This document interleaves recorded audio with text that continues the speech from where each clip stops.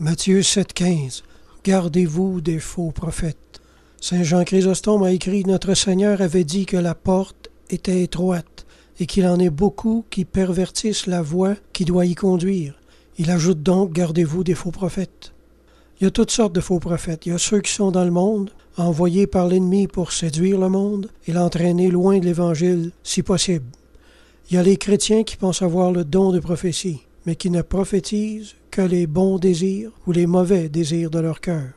Finalement, il y a les faux prophètes qui sont des ministres dans l'Église.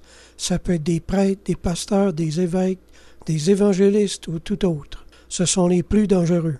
Le prophète Jérémie en parle en ces termes. « Ainsi parle l'Éternel des armées. N'écoutez pas les paroles des prophètes qui vous entraînent à des choses de néant.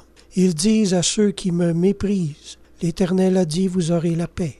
Ils disent à tous ceux qui suivent les penchants de leur cœur, il ne vous arrivera aucun mal. » Jérémie 23, 16, 17. En résumé, ce sont des hommes qui prêchent un autre évangile. Un évangile où la repentance n'est pas nécessaire au salut. Un évangile de facilité, où on n'a pas besoin d'abandonner ses œuvres mauvaises, ni de pratiquer d'œuvres bonnes pour être sauvé. Tout est beau, tout est si facile. Viens à Jésus comme t'es, reste comme t'es, meurs comme t'es, tu vas au ciel direct. Pour être sauvé, t'as juste à croire.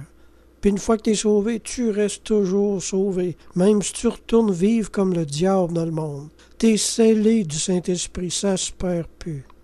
Mes amis, ceux qui vous tiennent un pareil langage ne sont que de pauvres frères qui ont été séduits par de faux prophètes.